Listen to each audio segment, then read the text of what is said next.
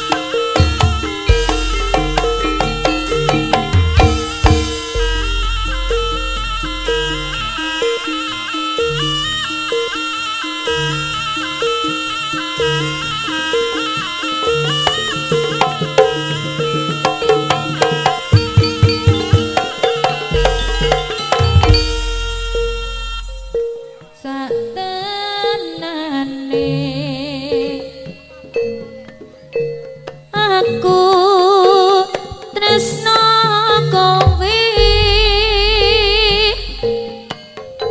tak rewangi nganti korban jiwa raga nanging isih kurang trima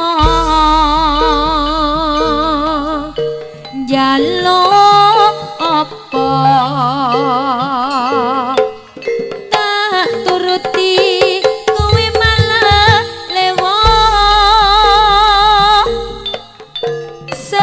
unimu aku ora bakal citra bebasan nyawaku tak ulungno